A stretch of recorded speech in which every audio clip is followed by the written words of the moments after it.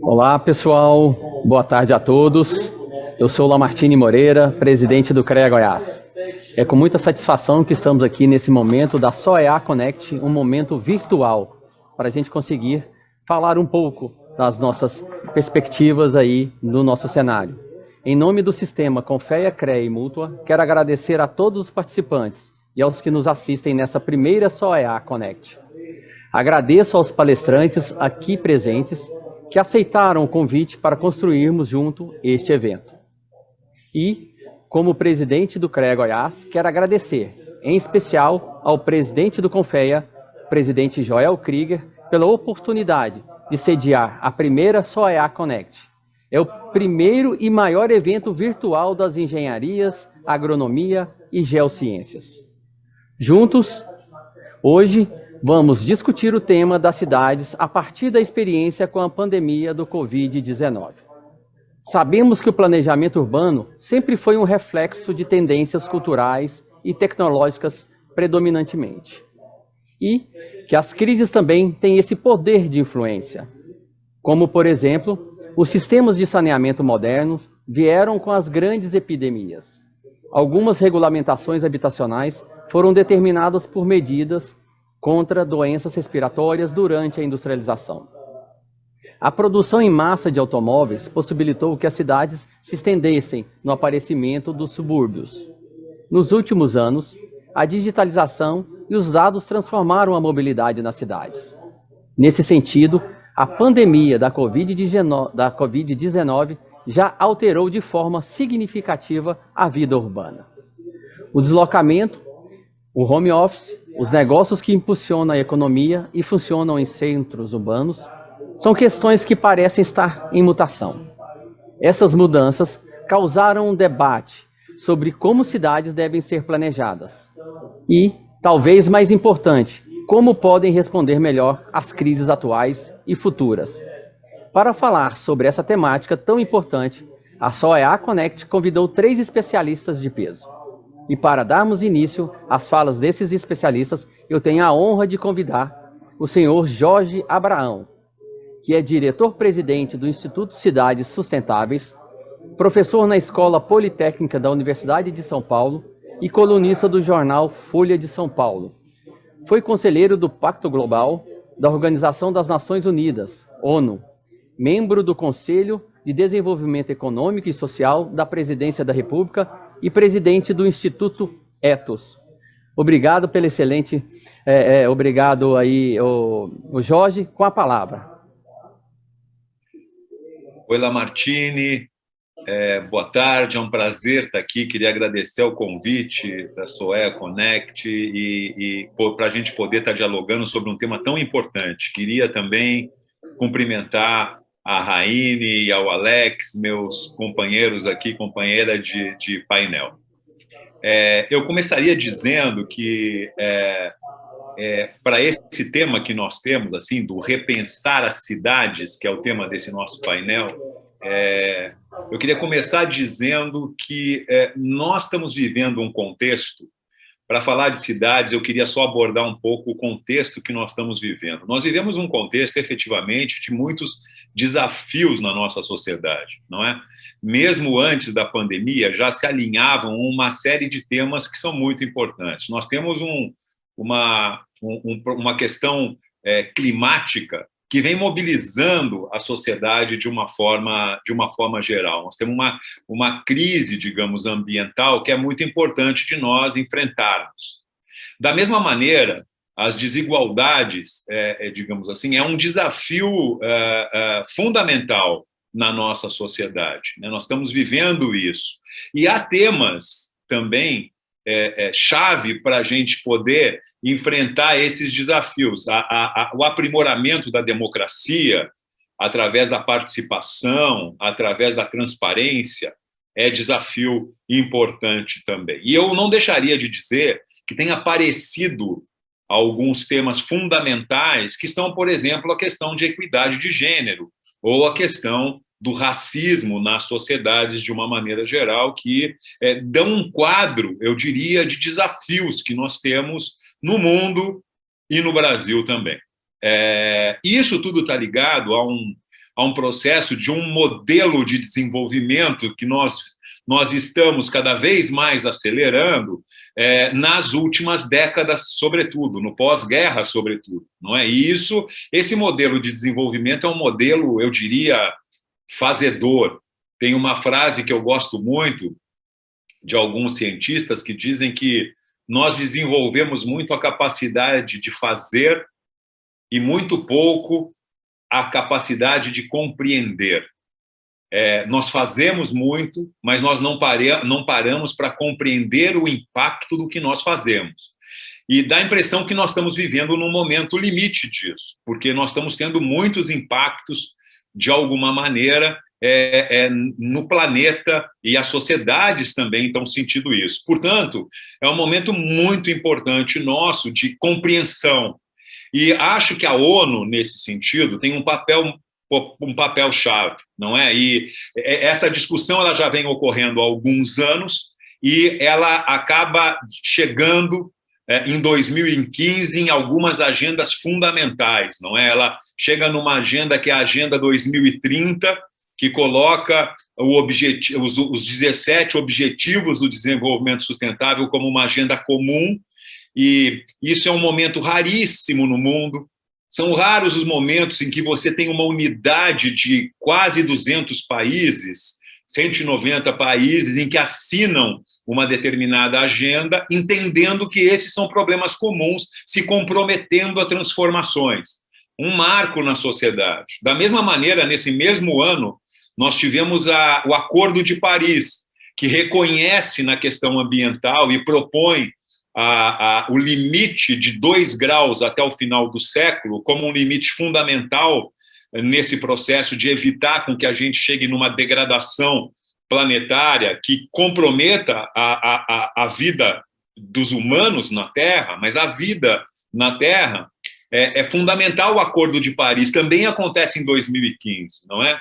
E tem a nova agenda urbana da ONU Habitat, que inclusive Raine está aqui conosco, não é? Que é fundamental para dar essas diretrizes. Então, nós temos marcos globais muito importantes para o enfrentamento, para propostas de enfrentamento de desafios que nós, de alguma maneira, temos na sociedade.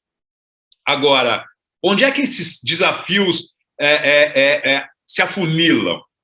Eles atingem todos os segmentos da sociedade, todas as áreas, não é? Mas eles se afunilam muito nas cidades. E esse é o tema que nós estamos vivendo aqui. Eles se afunilam nas cidades porque cada vez mais nós somos urbanos, não é? O mundo já quase 60% das pessoas do mundo vivem em cidades. Mas no Brasil, 85% das pessoas vivem em cidades. E isso faz com que as cidades tomem uma importância muito grande nesses processos, porque as pessoas estão vivendo nelas. E é nelas que estão ficando, por exemplo, as marcas mais profundas da pandemia. É nas cidades onde nós estamos tendo os maiores problemas. E se é nas cidades onde nós estamos tendo os maiores problemas, será nas cidades também que nós vamos construir a superação desses problemas. Daí a importância da gente conseguir entender o que está acontecendo nas cidades para poder construir uma superação desse momento. E é interessante da gente verificar que, sobretudo em momentos como esse que a gente vive, em que há uma diferença, digamos assim, do entendimento da pandemia, por exemplo, em que nós não tivemos um processo de coordenação da pandemia, do ponto de vista de coordenação política nacional por parte do governo federal. Então, as cidades, os governos locais, regionais e locais tiveram que assumir um papel muito importante do ponto de vista político. E isso faz com que elas, de alguma maneira, tenham um protagonismo, não é? Então, cada vez mais as cidades estão tomando importância na medida em que elas passam a ter que ter autonomia, independência, para poder atuar e enfrentar determinados processos. E elas são espaços que podem, sim, assumir acordos defender agendas, independentemente, às vezes, do governo federal. E isso não acontece só no Brasil. Isso aconteceu também nos Estados Unidos em grande escala, não é? Onde houve diferenças também de embocadura em relação a problemas, não só da pandemia, mas climáticos também, não é? Os Estados Unidos abandona no governo Trump o Acordo de Paris e as cidades acabam assumindo autonomamente o Acordo de Paris. No Brasil, acontece algo em que as cidades também assumem esses acordos. Então, as cidades passam a ter uma autonomia, uma importância muito grande, respeitando, evidentemente, que nós somos um país federativo, mas elas passam a ter uma importância muito grande em relação a acordos que são fundamentais para a humanidade. E eu acho que esses acordos que a gente está falando aqui, eles são muito importantes nesse contexto. Agora eu queria ir entrando num ponto que eu queria colocar um pouco dessas questões que eu acho que são importantes de serem abordadas em função da pandemia. Para logo depois eu queria fechar minha fala abordando mais especificamente alguns pontos das cidades, efetivamente. Mas eu queria dizer que talvez alguns aprendizados e o que a pandemia evidenciou. O que a pandemia evidenciou, eu queria ressaltar, não surgiu nada de novo na pandemia, a meu juízo, do ponto de vista das relações da sociedade. O problema das desigualdades, que ficou muito evidente, ele já existia, e ele sempre existiu na nossa sociedade, e ele sempre merecia ter uma prioridade que ele não teve. Mas a pandemia mostrou isso com muita clareza, e eu vou abordar logo em seguida, porque nós lançamos essa semana um mapa da desigualdade que se relaciona ao Covid com os problemas sociais das cidades. E eu queria abordar a desigualdade ali, e eu vou falar um pouco sobre isso. Mas a desigualdade já existia, a desigualdade é algo que nós construímos, não é? Ela é uma prova da nossa incapacidade de achar soluções para problemas que nós criamos.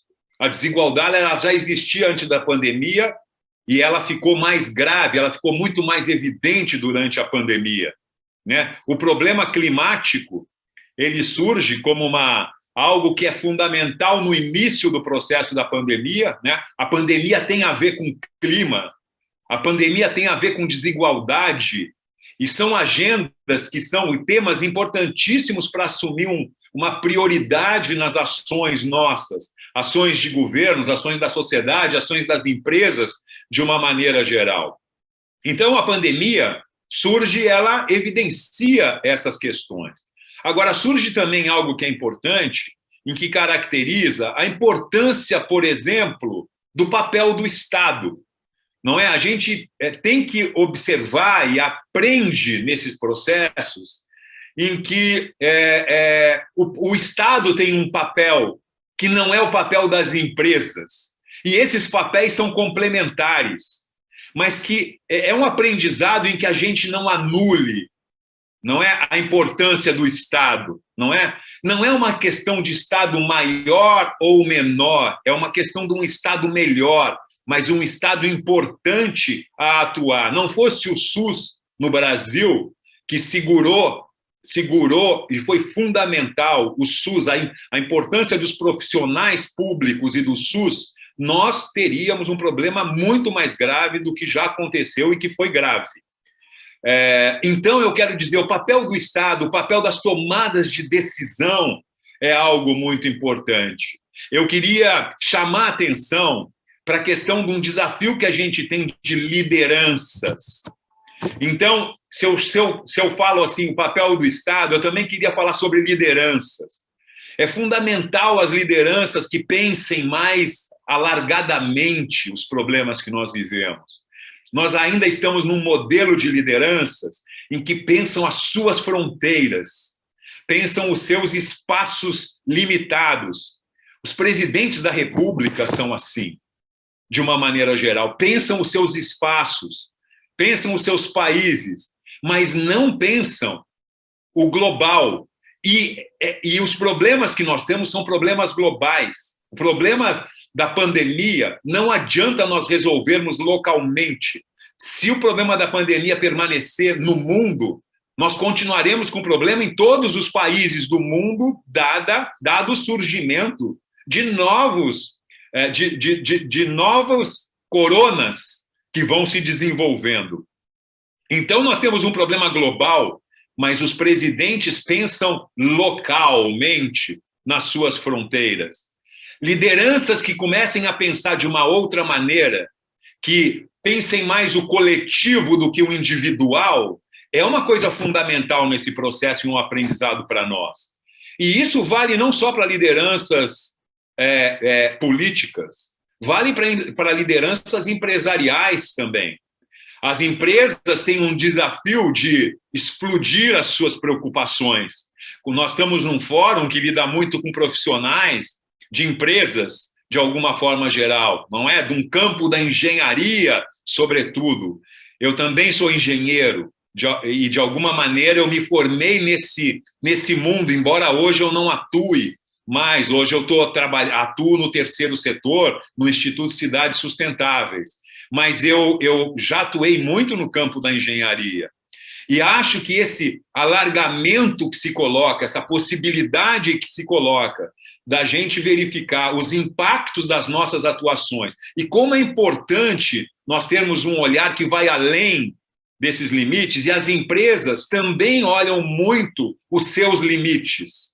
E o ESG, por exemplo, que é um grande desafio atual das empresas, existe algo que é muito importante, é explodir esse ESG para fora dos limites das empresas. Não é só olhar o que é a empresa, e é muito importante a empresa olhar o seu impacto ambiental, social, as suas formas de governança e compliance. É óbvio que isso é importante, mas isso é o óbvio. O que não é o óbvio e que é fundamental é que esse ESG tem um lado externo, tem um lado do que é esse ambiente que está fora da empresa e que ela tem também, de alguma maneira, uma responsabilidade, um olhar interessado, um olhar mais coletivo que vai além das suas fronteiras. E também tem no espaço social a mesma coisa. Uma sociedade desigual é uma sociedade instável, é uma sociedade onde a instabilidade social e política ela é permanente, onde a violência é maior. E nenhuma empresa tem interesse em espaços como esse. Portanto, a gente tem que ter um olhar para o ambiente, a gente tem que ter um olhar social e ver de que maneira a gente pode se comprometer também, na medida das nossas possibilidades, das empresas também, dentro de um olhar mais coletivo e da sociedade. Eu acho esse um desafio muito importante para a gente estar enfrentando, e acho que a pandemia é algo, digamos, que nos dá uma oportunidade de estar alargando um pouco esses nossos conhecimentos. E eu vou fechando, não é? Porque eu acho, pelas minhas contas, que me restam 5 minutos. Não sei, Lamartine, se é isso mesmo. Mas... Isso mesmo. Eu queria dizer o seguinte, como é que a gente enfrenta, então, nessa questão das cidades, não é? E a gente lançou essa semana, eu só queria abordar isso, um mapa das desigualdades da cidade de São Paulo em relação ao Covid. Nós temos uns mapas que nós fazemos e comparamos os distritos de uma mesma cidade. Vou dar o exemplo de São Paulo. Portanto, é uma mesma cidade, rica como é o caso de São Paulo, a mais rica da América Latina, a maior e mais rica. Nós temos um distrito em São Paulo, que é o distrito do Jardim Paulista, em que a idade média ao morrer é de 81 anos. E nós temos um distrito em São Paulo, que é um distrito mais pobre, que é o Jardim Ângela, e que a idade média ao morrer é de 58 anos. Existe uma diferença de idade ao morrer de 23 anos na mesma cidade. É como se a gente caminhasse, 23 quilômetros a diferença, por coincidência, entre esses distritos. É como se cada quilômetro que a gente caminhasse do Jardim Paulista ao Jardim Ângela, nós perdêssemos 1 ano de vida em relação à idade média ao morrer.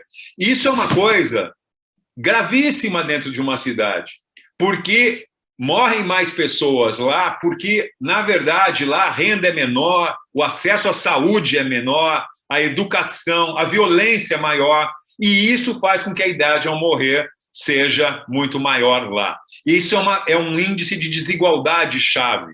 E isso pode trazer com que dados importantes para que a prefeitura mude as suas prioridades, os seus investimentos, os seus orçamentos para os espaços mais vulneráveis.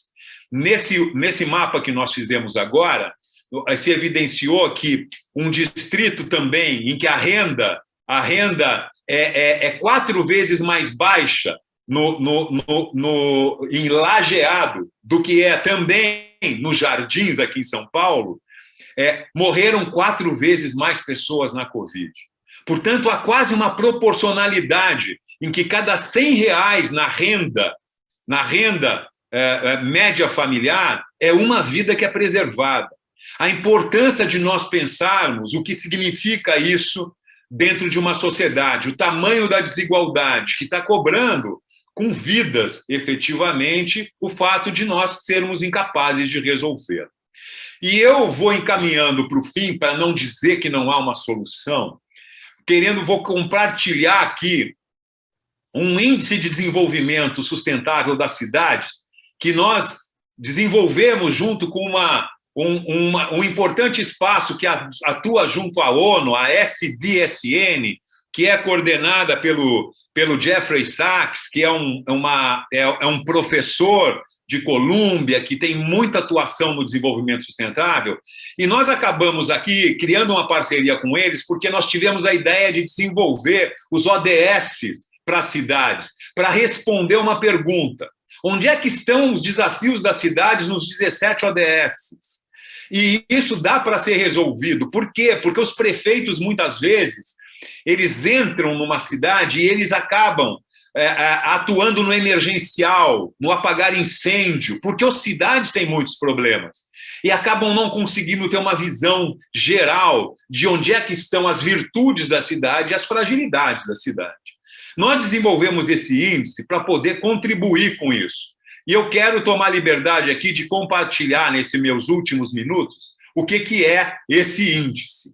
Então, esse índice, ele tem uma classificação das cidades. Nós levantamos 770 cidades no Brasil e vamos levantar as 5.570 no ano que vem. Mas é para quê? Para trazer essa visão.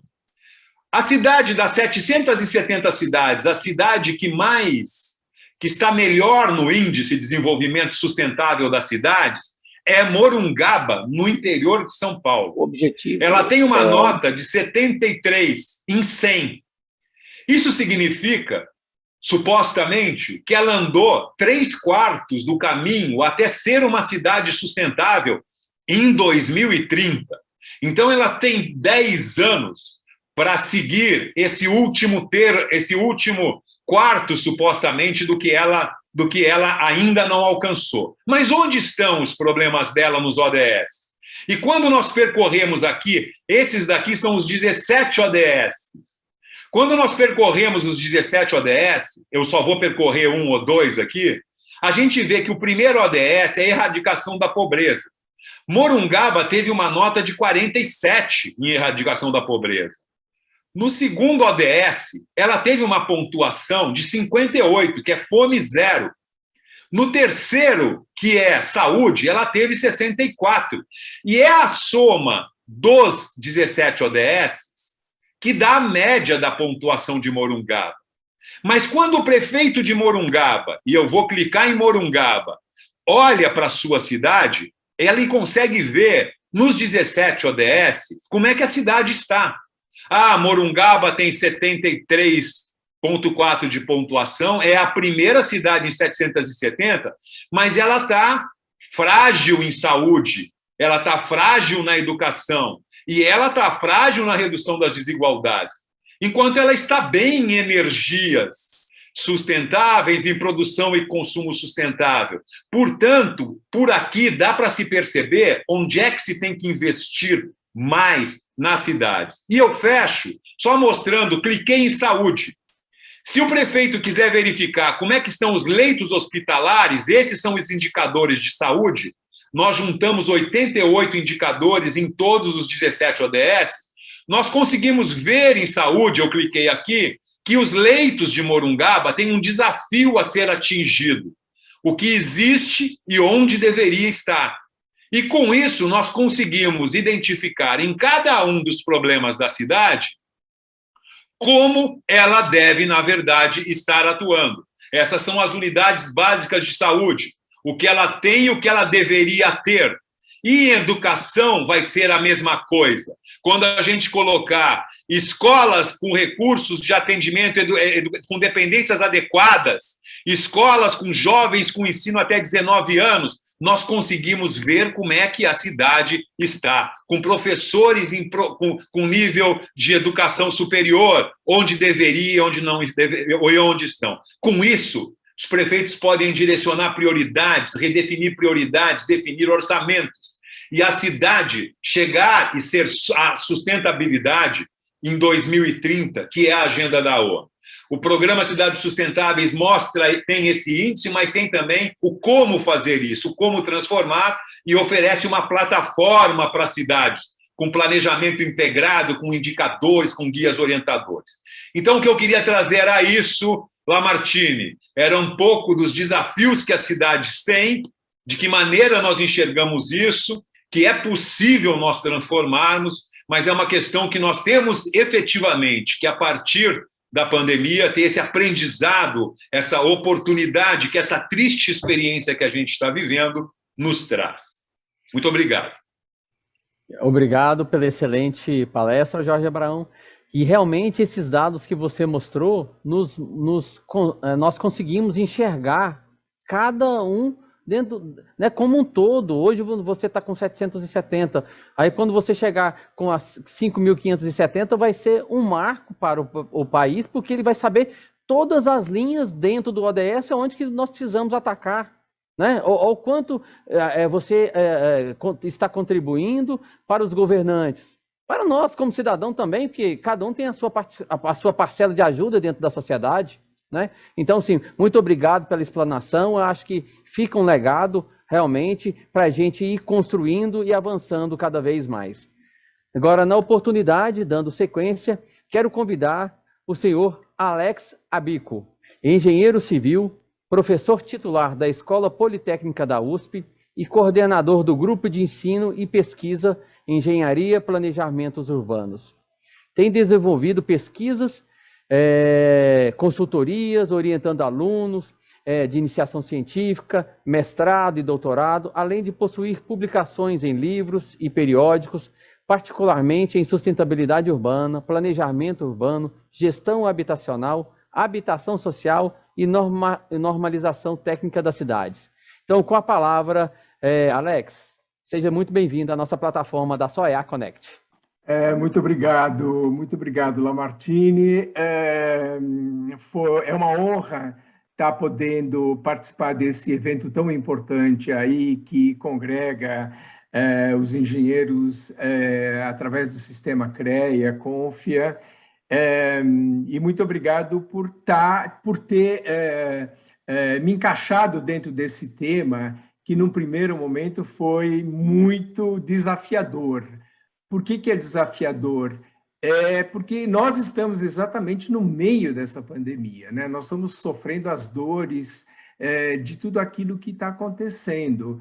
E eu penso algumas vezes, como acadêmico que sou, de que eu preciso de um tempo de reflexão para, inclusive, entender esse período pelo qual nós estamos passando. Mas eu acho que eu agradeço o desafio que me foi colocado, inclusive tanto a mim, como a Raine, como o Jorge, porque realmente é o momento também da gente poder pensar um pouco em relação àquilo que poderá ser o pós-pandemia, porque a gente acredita que isso, em algum momento, vai se encerrar, não sei se de uma vez por todas, ou como uma gripe que vai e volta, e todo ano nós vamos ter que nos preparar para novas mutações desse vírus, mas, de qualquer maneira, eu acho que cabe aqui, nesse momento, uma reflexão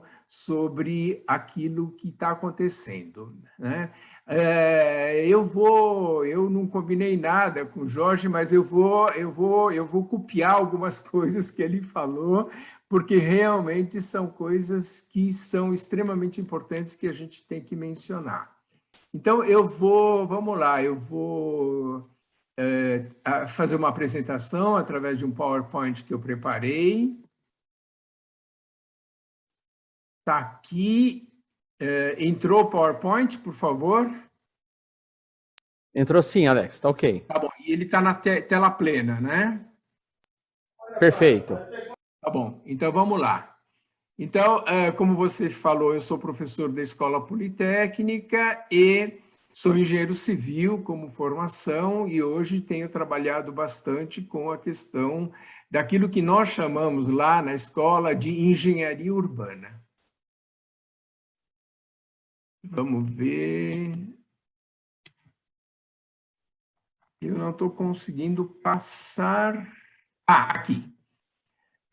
Inicialmente, é um tema muito difícil, como eu falei na minha introdução, porque a gente está exatamente no meio da pandemia, nós temos muitas perguntas e muitas perguntas ainda não foram devidamente respondidas.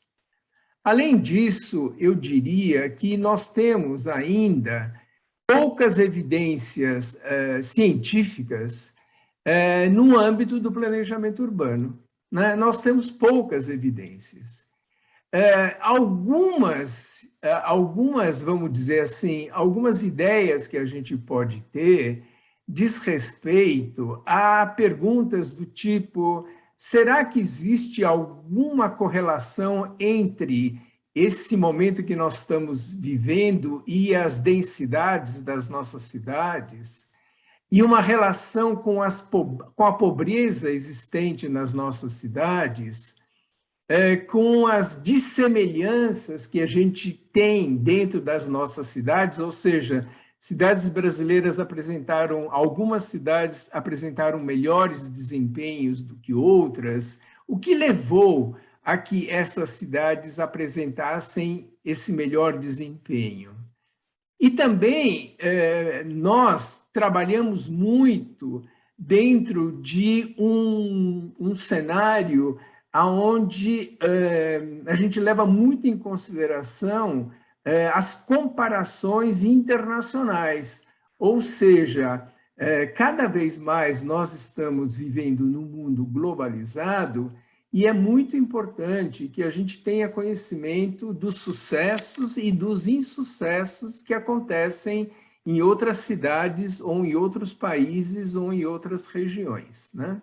Então, eu acho que, para resumir essa ideia, a gente ainda está no meio dessa pandemia e a gente ainda não tem muitas evidências científicas daquilo que realmente está acontecendo no âmbito do planejamento urbano.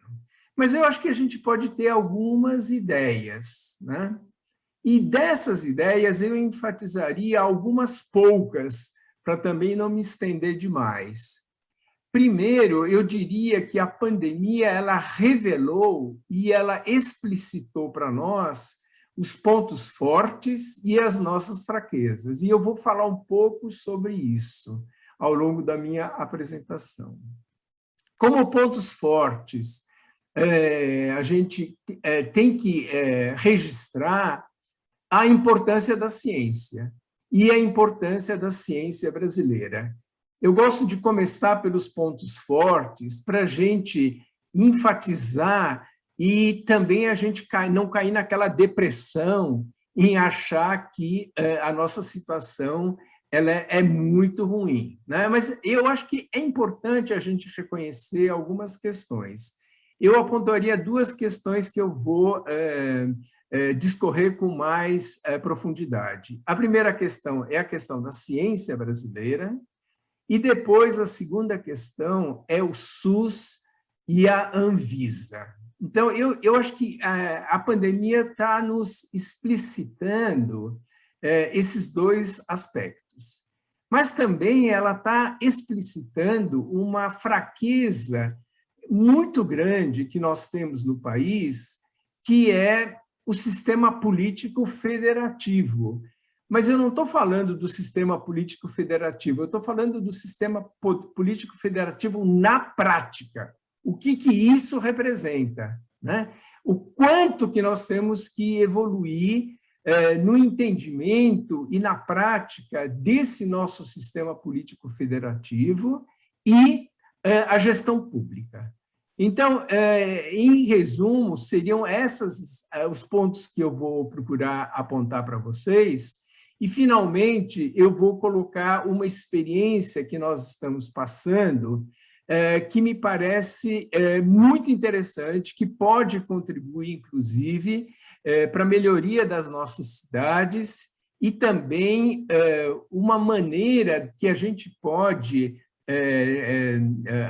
vamos dizer, um método de trabalho que a gente pode aplicar nos futuros anos ou logo agora em que a gente tiver a pandemia arrefecido no país. O primeiro ponto positivo, eu queria enfatizar a importância da ciência brasileira, né? Por que a ciência brasileira é tão importante? Isso é resultado de anos e anos e anos de investimentos que foram feitos, tanto financeiros como principalmente em pessoal. E nós estamos, algumas vezes, perdendo todos esses pesquisadores e técnicos que nós conseguimos formar aqui no Brasil, principalmente por algumas características. Primeira característica que eu acho muito importante, que os pesquisadores que estamos formando, eles têm grandes conexões com os grandes centros internacionais. O mundo está cada vez mais globalizado e é importante a gente apontar que os nossos cientistas, que os nossos pesquisadores estão cada vez mais em conexão com aquilo que de mais moderno está acontecendo no mundo. Também é importante a gente salientar a robusta formação que a gente tem conseguido dar para os profissionais brasileiros. E aí eu estou falando especificamente da situação no país. Isso leva também a investimentos muito importantes que foram feitos em infraestruturas laboratoriais e centros de pesquisa, ou seja, todo aquele conhecimento que hoje a gente tem e de laboratórios constituídos tanto no Butantã como em Manguinhos, mas também em laboratórios espalhados no Brasil todo, em Pelotas, em Salvador, em Belém do Pará, em Manaus. Tudo isso são centros de referência extremamente importantes. E também a gente nunca pode esquecer que tudo isso só foi possível, a produção e o conhecimento de tudo aquilo que envolve essa nossa pandemia, toda a capacitação que nós temos no país de informática. Tudo isso não seria possível se a gente não tivesse um conhecimento robusto na ciência de dados, na inteligência artificial, nas modelagens, na internet das coisas, nas simulações. Eu estou aproveitando esse momento do encontro da SOEA para a gente lembrar que em tudo quanto vamos dizer, nesses aspectos que a gente comentou, a gente tem uma grande participação de engenheiros, de físicos, de matemáticos, de pessoas que estão trabalhando de maneira muito importante em conhecer, inclusive, tanto de aspectos da ciência chamada básica, como também da ciência aplicada. Eu acho que este é um patrimônio que a gente não pode abrir mão e deixar se perder, ou perder esse patrimônio que nós temos no país. O segundo ponto que é importante, e eu estou querendo aqui colocar alguns aspectos positivos para que a gente também não fique naquela insatisfação, né, e aquela revolta em relação àquilo que hoje está acontecendo. Eu acho que isso é muito importante, mas eu também acho importante a gente enfatizar os aspectos positivos. A gente tem um sistema único de saúde que é único no mundo, né? E nós temos uma agência reguladora extremamente importante, que é a Anvisa. Isso é importante num país de grandes dimensões e de grandes diferenças como é o Brasil. E isso tudo leva a uma necessidade de uma articulação e de uma harmonização dos diferentes níveis de governo que a gente tem no país, federal, estadual e municipal. Quer dizer, isso faz com que a gente perceba a importância da gente conseguir ter essa estrutura de diálogo, de entendimento, de articulação entre os diferentes níveis de governo. E quando a gente está falando de cidades, a gente, há um tempo atrás, comentava-se muito, existe até um ditado que dizia que as pessoas moram no município, e é no município que as coisas deveriam acontecer. Mas não é só isso. O município não consegue funcionar se não tiver muito bem articulado com o Estado e com a União. E mais, principalmente os municípios da região metropolitana, eles têm que se articular num desenho metropolitano, né? Então, aqui não tem só 3 níveis de governo. Formalmente, no Brasil, a gente tem esses 3 níveis de governo, mas a gente ainda tem um outro nível de articulação administrativa, que é o nível metropolitano. E o nível metropolitano é muito importante. Além disso, eu queria também aproveitar e apontar para a importância, usando a ideia da Anvisa, levantar a importância das agências reguladoras e as cidades. E aqui eu queria enfatizar um ponto positivo, que é a existência recente de uma nova ANA, que até agora era apenas uma Agência Nacional de Águas, e ela foi transformada numa Agência Nacional de Águas e de Saneamento Básico, né? Então, e este é um ponto muito importante, porque, conversando sobre pandemia, nós necessariamente, de alguma maneira, vamos também estar conversando sobre as condições de saúde e acesso aos serviços públicos aqui dentro do país.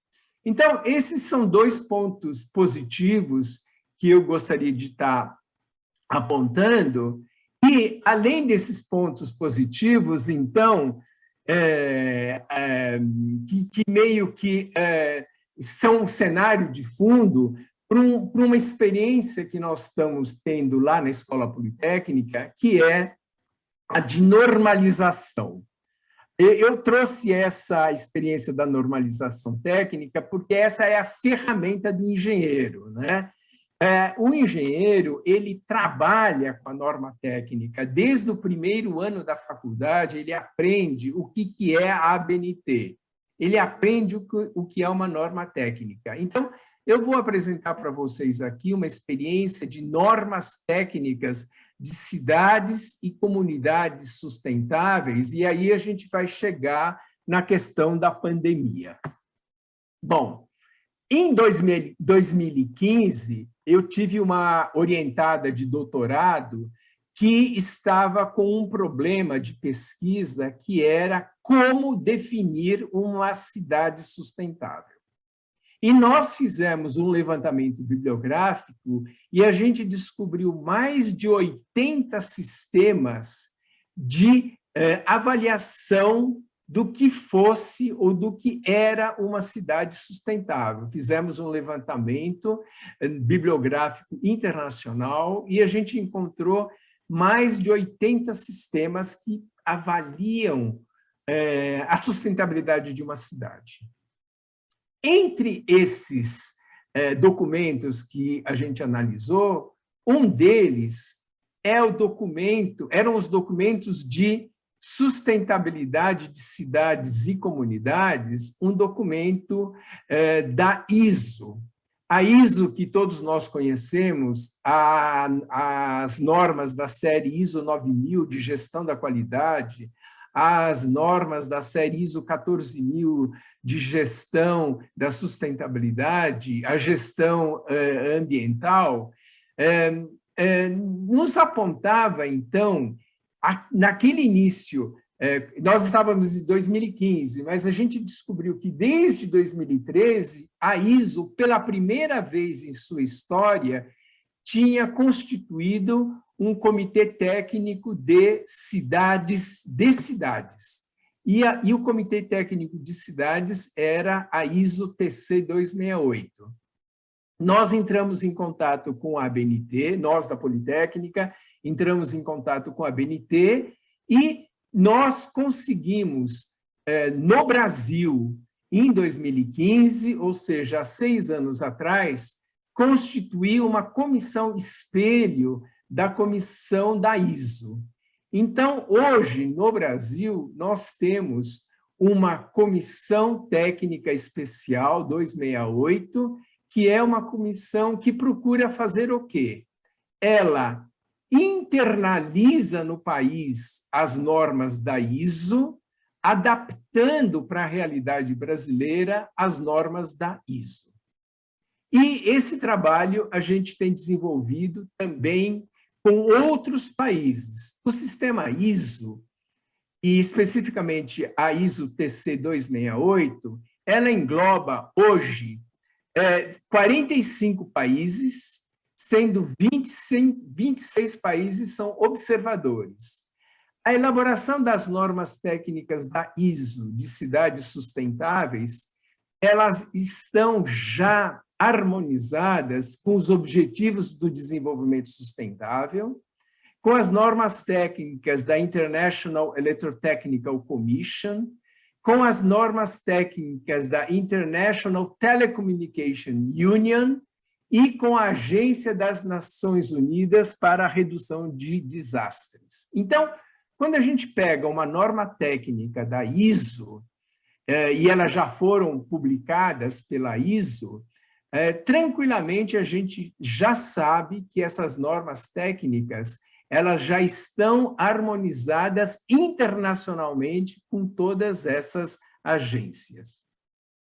Além disso, então, o que nós percebemos é que era importante que a gente se alinhasse à elaboração das normas da ISO, e hoje no país a gente tem desenvolvido normas técnicas de cidades e comunidades sustentáveis, de cidades inteligentes e também de cidades resilientes. A gente conta com o apoio do Conselho Brasileiro da Construção Sustentável. Esse é um projeto, então, que estamos desenvolvendo também com a colaboração e a participação de uma série de órgãos.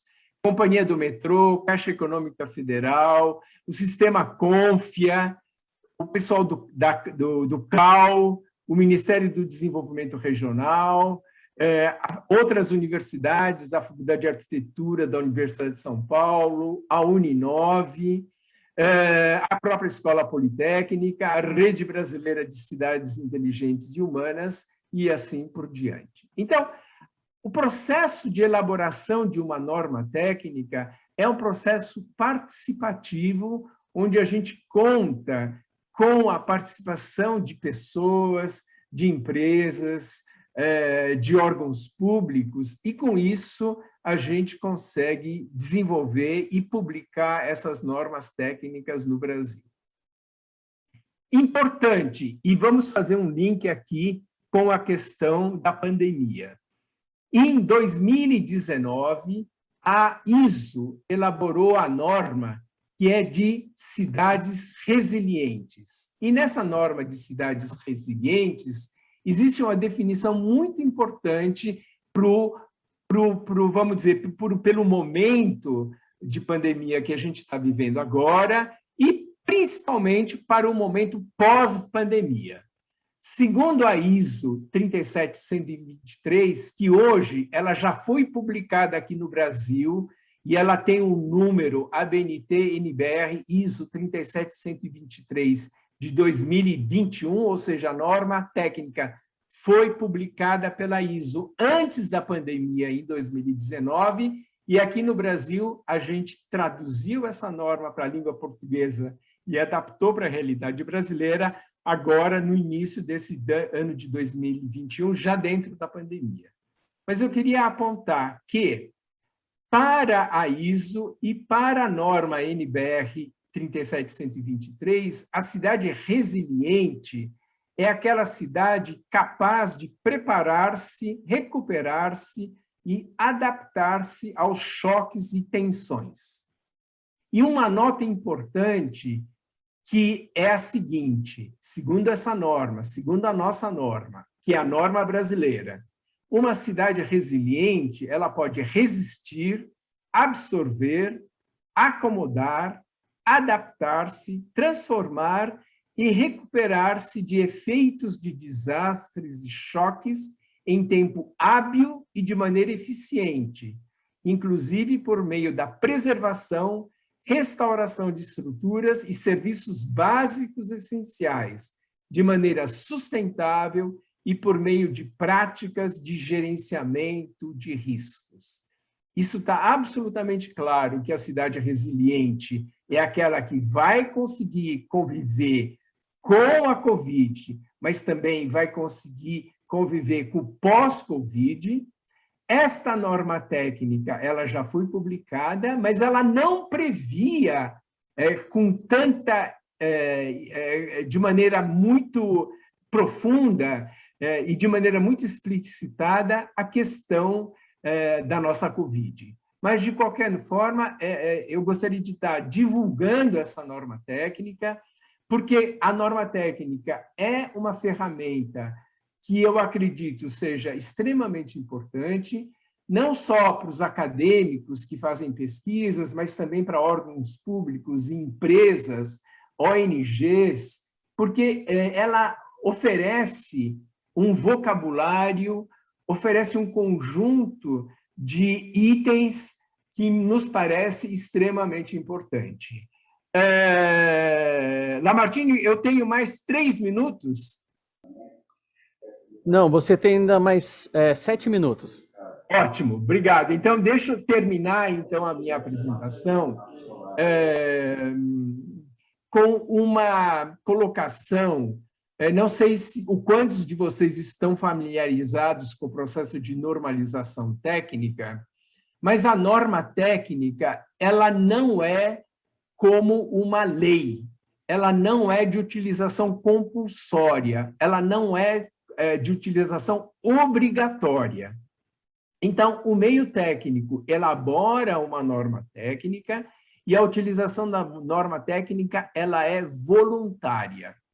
Mas quais são as vantagens de uma norma técnica? Primeiro, a norma técnica, diferentemente de uma lei, de um plano diretor, de uma lei de zoneamento, ela pode ser revista numa periodicidade muito grande. E eu vou dar um exemplo.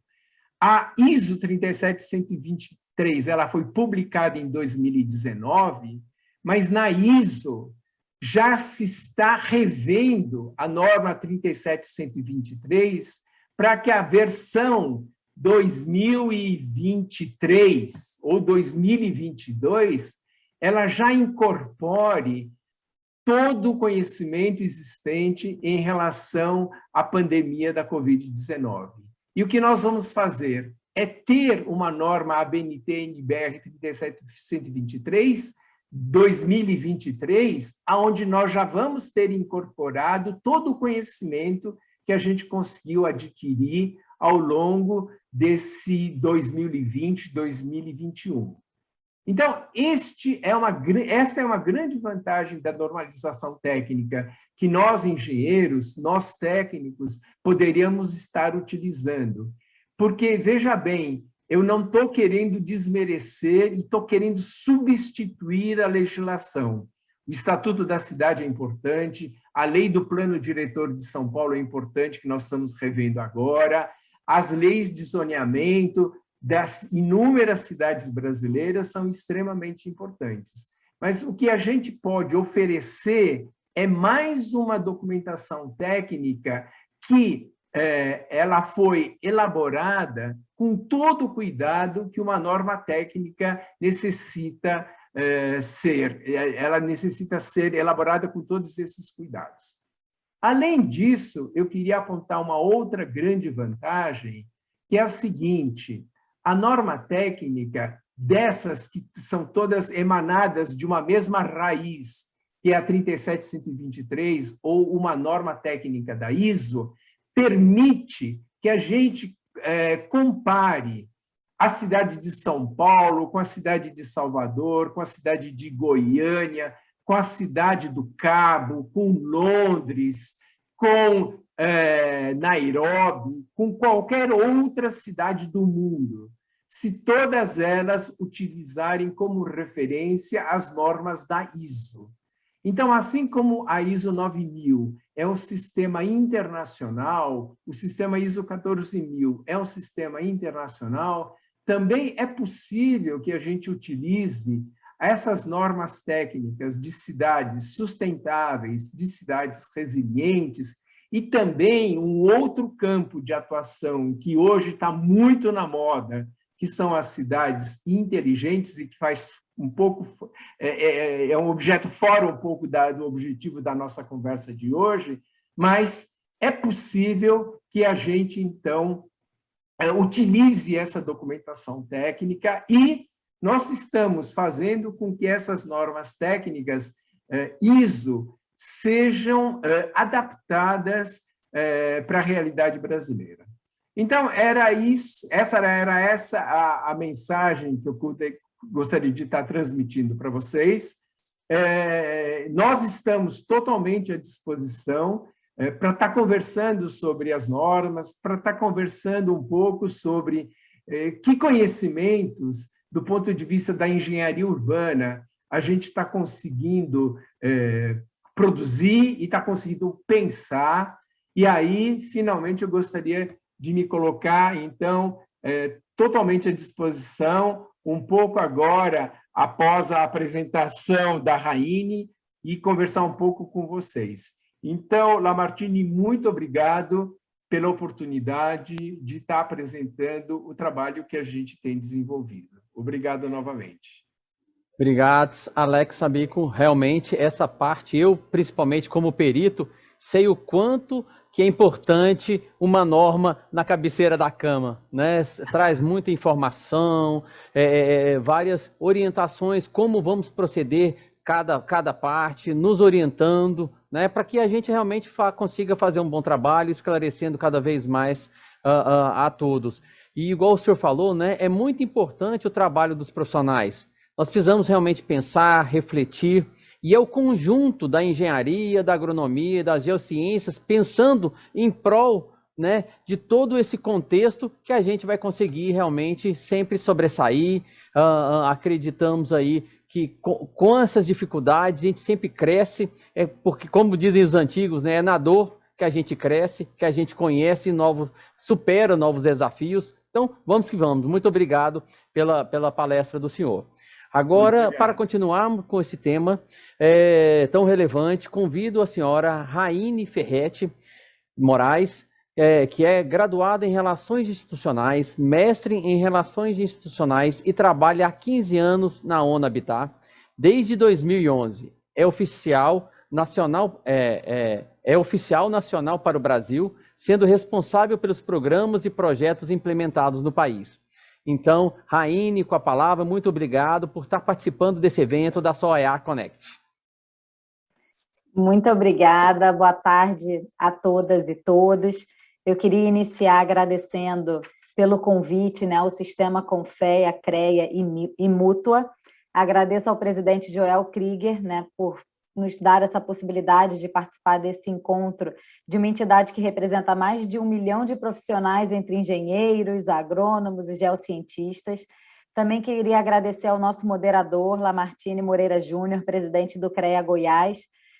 De fato, toda a relação com o ONU Habitat e o CREA Confea nasceu em um encontro organizado e promovido pelo CREA Goiás no Circuito Urbano, alguns anos atrás, né? Circuito Urbano, que é a iniciativa que o ONU Habitat faz todo ano, no mês de outubro, para celebrar o mês considerado urbano, né? Que começa com o Dia Mundial do Habitat na primeira segunda-feira do mês e termina com a celebração do Dia Mundial das Cidades no dia 31 de outubro. Então, para nós é muito simbólico ter o Lamartine moderando essa mesa. Também queria agradecer a Silvia, que é sempre uma grande companheira, né, de interlocução entre nós, o Confea, os CREAs, e também a Ana Elisa e o Alan, que trabalham no ONU Habitat. Hoje eu estou aqui com enorme prazer e desafio de substituir o Alan Grimar, que é o nosso representante Brasil Cone Sul, que infelizmente não pôde participar, e a Ana Elisa, que é a nossa assessora, que também coordena a relação com Confea e CREA. Por fim, queria dizer que é um prazer compartilhar a mesa com o Jorge Abraão e com o professor Alex. Na verdade, eu acho que agora eu estou com a difícil tarefa de trazer alguma contribuição nova depois da palestra de ambos. Eu acho que o Jorge andou vendo meu PowerPoint antes, porque ele trouxe várias ideias que estão na minha apresentação, mas eu acho que isso mostra a sintonia, e depois o professor Alex também recuperou vários pontos. Então, eu estou aqui com a difícil tarefa de ser a última a falar e de trazer, enfim, informações novas, né? Eu estou compartilhando aqui a minha tela com vocês, ela está um pouquinho lenta, então eu vou continuar falando enquanto ela volta aqui a viver. Estou vendo que vocês já estão vendo a minha tela. Bom... Ela compartilhou, só não está em tela cheia. Eu percebi aqui. Eu estou aguardando ele voltar a ler aqui no meu computador. Mas eu já cliquei aqui. Ok, agora tá, né? Acho que agora funcionou. Isso, ok, tela cheia. Ótimo, muito bom. Bom, como o professor Alex trouxe, né, é um tema difícil da gente falar, né? Repensar as cidades a partir da experiência com a Covid-19, até porque nós ainda estamos vivendo a pandemia, né? Acho que já temos alguns aprendizados, né? A gente já está mais de um ano vivendo a pandemia, mas a gente sabe que ainda é prematuro para termos grandes conclusões. Mas, enfim, vamos trazer aqui alguns insumos para o nosso debate, né? Rapidamente, assim... Qual é o contexto global, né, que a gente se encontra? A gente teve uma grande agenda que foi, de fato, uma agenda para aquela ocasião ambiciosa e muito bem sucedida, que foi a Agenda do Milênio, que a gente implementou de 2000 a 2015, e nós tínhamos 8 grandes objetivos, que eram os Objetivos de Desenvolvimento do Milênio.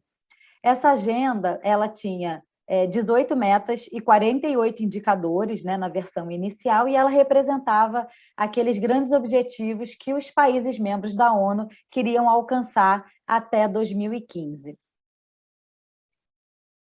Claro que a gente não pode atribuir somente a essa agenda a melhoria no indicador como o IDH, mas a gente acredita que esse foco em 8 grandes objetivos contribuiu para a melhoria do IDH em vários países do mundo.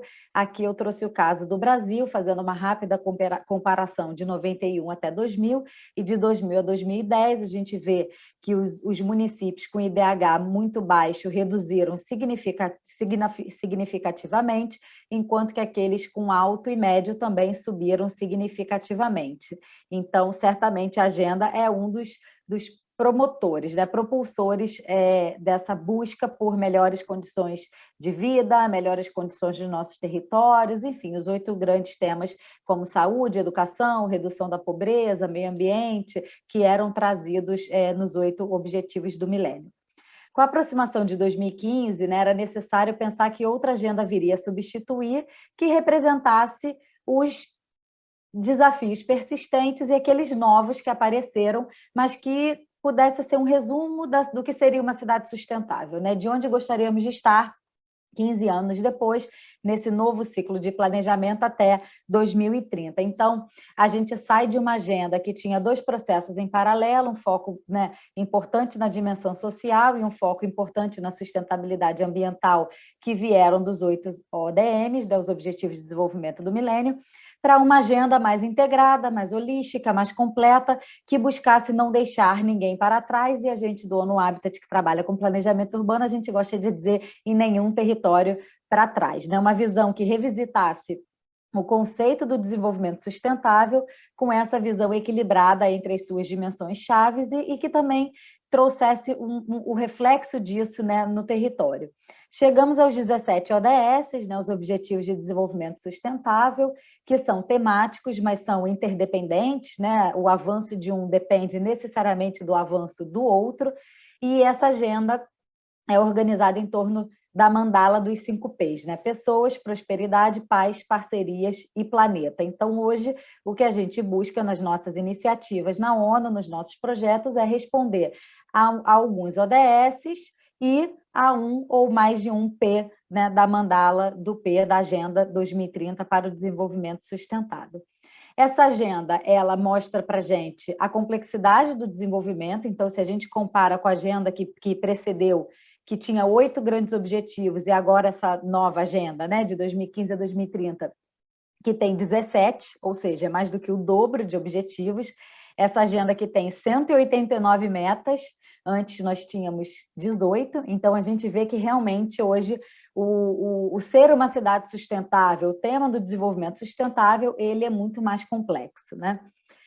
A integralidade dessa agenda, né, um objetivo depende do outro, a gente não consegue trabalhar e avançar se a gente não vai avançando em todos de alguma maneira, né? A interdependência, ela oferece uma estrutura, né, de um monitoramento robusto, inclusive no nível local, e o Jorge trouxe a experiência, né, do indicador de desenvolvimento sustentável, que foi super interessante de ver, eu já conhecia, né, quando foi lançado, de fato é muito interessante de ver, e é algo que nos mostra muito concretamente, né, o entendimento de uma cidade, o diagnóstico de uma cidade, onde eu devo priorizar o meu recurso, né, os meus recursos humanos, os meus recursos financeiros, para que a minha cidade possa continuar indo num caminho, numa tendência de melhora, né?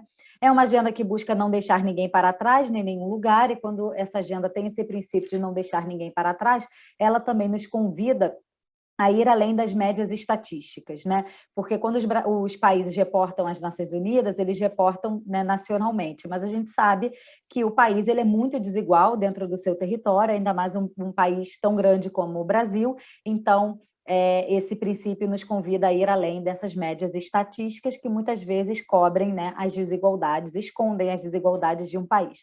E, por fim, estamos na década de ação, ou seja, temos menos de 10 anos para cumprir essa agenda. Bom, o ONU Habitat é responsável pelo ODS 11, que é relacionado diretamente ao tema de cidades e comunidades sustentáveis, então ele trata de temas como habitação adequada, transporte, urbanização, patrimônio, qualidade ambiental, espaços públicos, gestão de riscos, dentre outros. E a outra agenda que também Jorge já trouxe na fala dele, que orienta toda a nossa atuação quando a gente pensa em cidades, é a nova agenda urbana, né? Esse documento que tem o mérito de reunir nele todos os temas relacionados à vida nas cidades, todos os temas que afetam a vida nas cidades. Essa agenda ela decorre da Conferência Habitat 3, que é a Conferência da ONU sobre Habitação e Desenvolvimento Urbano Sustentável. Ela foi realizada em 2016 em Quito, no Equador, e ela é parte de um ciclo de conferências da ONU que acontece a cada 20 anos. O objetivo da Habitat 3 foi dialogar e analisar os avanços dos 20 anos anteriores e discutir, debater sobre aqueles desafios persistentes na agenda, os novos desafios que apareceram e repensar a forma como a gente constrói, gerencia e vive nas cidades para renovar também esse acordo político e propor princípios, diretrizes e ações estratégicas que devem ser adotadas por governos, universidades, empresas, né, nós enquanto indivíduos, né, por todos os atores que vivem, né, e circulam nas cidades com esse objetivo de promover o desenvolvimento urbano sustentável. A nova agenda urbana, ela também reconhece o direito à cidade, então teve também esse avanço, que era um tema muito debatido no cenário internacional pelos países, e ela coloca o tema da moradia no centro da estratégia de cumprimento da nova agenda urbana, nos convidando também, fazendo uma metáfora, a pensar as cidades a partir das suas moradias e a importância de termos moradias nos centros urbanos, que, em geral, são as áreas mais bem servidas de infraestrutura de um município. Os 5 pilares da nova agenda urbana são a política nacional urbana, ou seja, a importância da gente ter uma política nacional que oriente a atuação de estados e municípios, né, no caso do Brasil, legislação urbana, ou seja, legislações que facilitem, que direcionem, né, com mais eficiência, efetividade, que facilitem a implementação de políticas, principalmente no nível local. O planejamento e o desenho urbano, ou seja, também nos convidando a pensar como a forma urbana da cidade impacta e é importante, né? Como a própria forma do território vai trazendo algumas vocações naturais da cidade. O tema do financiamento urbano, pensar também mecanismos de plusvalia, né? Mecanismos de financiamento do desenvolvimento urbano e a necessidade da implementação no nível local, ainda mais em um país onde o ordenamento do território é de competência do município. Bom, a cidade nos traz várias oportunidades, né? A maioria da população vive em cidades, né? Entre 2010 e 2050, o mundo terá mais 3 bilhões de pessoas vivendo nas cidades, 80% do PIB global é produzido nas cidades, a gente tem uma grande concentração de emprego, a gente tem centros de inovação, de cultura, de oportunidades, mas a gente também tem desafios conhecidos, né, nas cidades. A gente sabe que o tema da desigualdade é um dos mais críticos, né? A América Latina é a região mais desigual do mundo, né? O Brasil, nessa região, é o país mais desigual também, então a gente precisa trabalhar, né, incansavelmente para reduzir a desigualdade. Jorge trouxe o exemplo da cidade de São Paulo, e acho que a pandemia ela colocou uma lupa muito grande na desigualdade. A gente vê que a capacidade de resposta das pessoas ela não é igual, né? Eu vou falar disso um pouquinho mais à frente. O tema da insegurança, né? Violência, crimes, sensação de insegurança, então é um tema também que afeta fortemente a nossa região. Falta de resiliência, a pandemia nos mostrou isso, né? A pandemia, ela, trazendo as palavras também do professor Alex, né? Ela é um choque, ela não deixa de ser um choque, então a gente vê o quanto as nossas cidades são pouco resilientes para sustentar e para se recuperar rapidamente, né? E voltar ao seu status quo de um choque. O tema do espraiamento urbano é outro tema importante. A gente tem cidades, por exemplo, na África, mesmo no México, que crescem 3, 4 vezes mais o consumo de terra do que o crescimento populacional. Então, cidades que se espalham muito e que, portanto, ficam mais caras de levar os serviços urbanos e serviços básicos. É uma cidade mais cara em termos de políticas de conservação. É uma cidade que tende a emitir mais gases causadores de efeito estufa pelo deslocamento que é maior. É uma cidade que tende a ter bairros mais segregados, afastados dos grandes centros, né?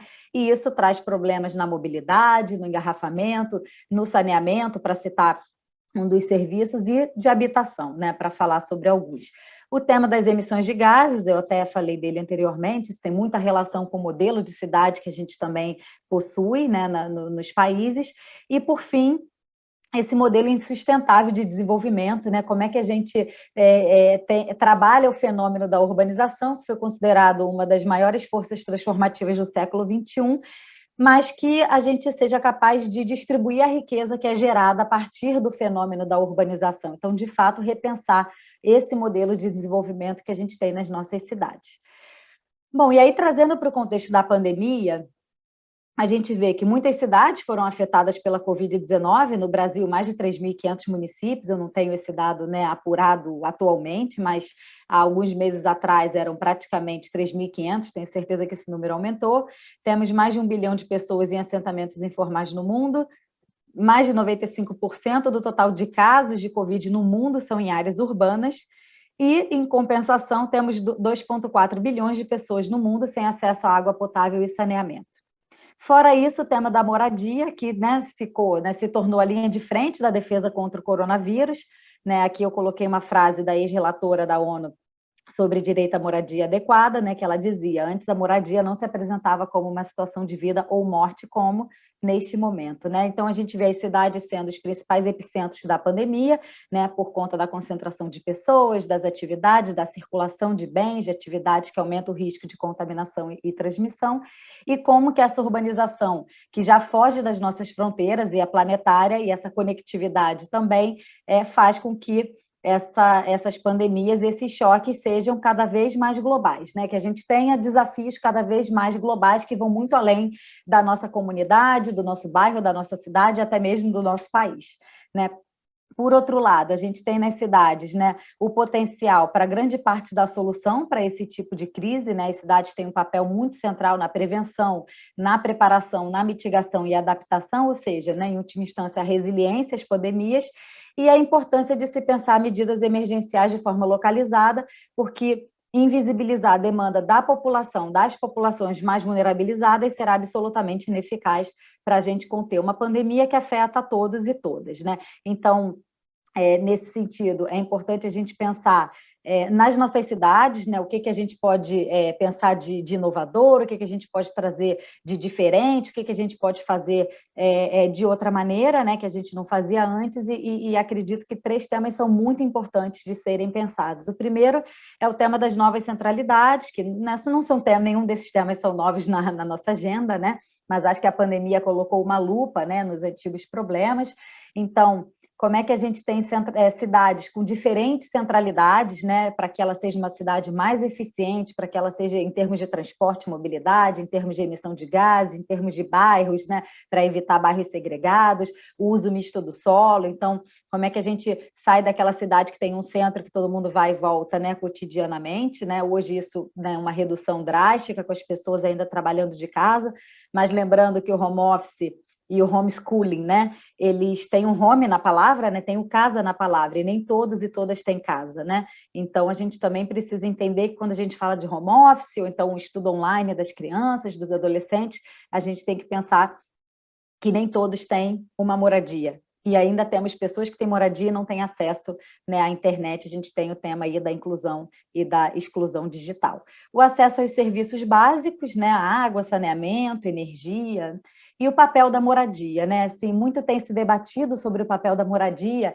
Eu acho que a gente ainda não tem grandes conclusões, porque nós estamos vivendo ainda a pandemia, eu acho que é muito prematuro, mas a gente via antes uma tendência muito grande de moradias cada vez menores, né, no formato de estúdio, eu só durmo em casa, principalmente a juventude, né? Então, o quanto eu vivo no espaço público e o sentido que o espaço público vinha ganhando nas cidades, e de repente com a pandemia essa casa ficou pequena, esse espaço público ficou grande demais, as pessoas não vão mais na pracinha, né? As pessoas estão dentro de casa, mas que casa é essa, né? Certamente é muito mais fácil fazer o isolamento e o trabalho de casa e o estudo de casa quando a gente tem uma casa confortável, né, com um quartinho que pode ser feito de escritório, com uma mesa, com iluminação.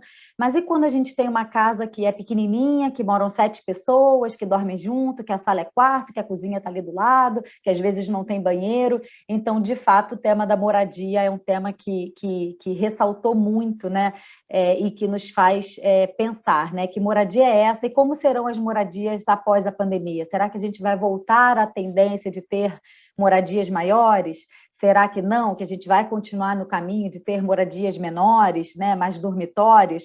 Enfim, aí o futuro vai nos dizer que tanto a gente vai voltar a uma normalidade, que normalidade era essa, né? Eu acho que a gente tem muitas perguntas ainda nas nossas cabeças. Bom, a pandemia ela expõe todas as pessoas, né, como eu disse antes, mas a possibilidade de defesa e resposta é muito diferente dependendo da localidade, da raça e do gênero.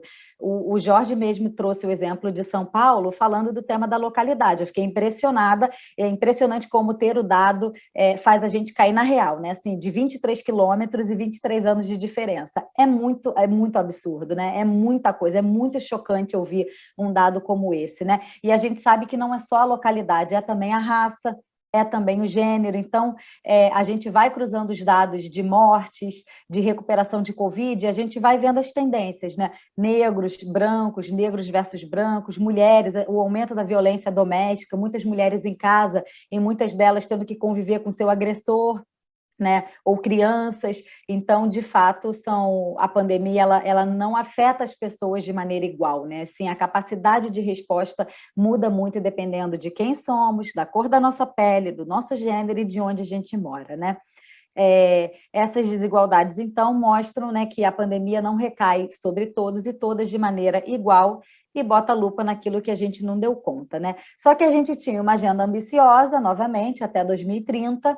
Ninguém tinha, né, a ideia de que viria essa pandemia da Covid-19 e, de repente, vem essa pandemia que afeta diretamente todos os objetivos de desenvolvimento do milênio e a implementação de todas as diretrizes da nova agenda urbana igualmente, né? Então, a pandemia é um risco, né, para o cumprimento dos ODS. O efeito da pandemia, eles são multidimensionais, assim como os ODS são multidimensionais, né? Mas é fato que eles não podem ficar para trás, porque se hoje algo nos mostra um norte, um objetivo, um caminho, são os ODS, com as suas metas, com os seus indicadores, né, e os princípios da nova agenda urbana. Então, é importante o nosso foco de, né, persistir, tentar cumprir com esses objetivos, né, e certamente, ao cumprir esses objetivos, a gente vai preparando melhor as nossas cidades para futuras crises, seja da mudança do clima, seja associada a processos migratórios, enfim, seja outra pandemia, mas certamente novas crises virão.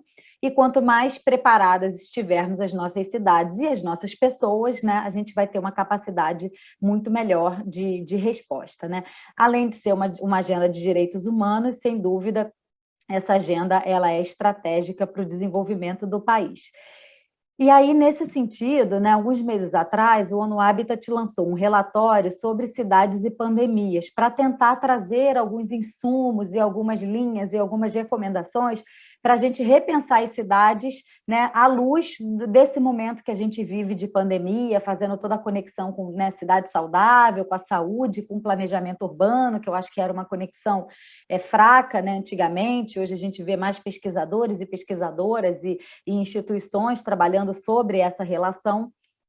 E esse relatório, Cidades e Pandemias, ele traz 4 prioridades chaves, né? Assim, nos convida a pensar sobre essas 4 prioridades chaves. Então, a primeira é repensar a forma e a função da cidade, né? Então, assim, é pensar principalmente as morfologias e os sistemas urbanos, né? Como eles devem ser reconfigurados, como a diferentes escalas, né? Para aumentar a resistência a pandemias, mas também tornar as cidades mais sustentáveis, mais produtivas e mais resilientes, aproveitando o desenho, a forma urbana que aquela cidade nos traz.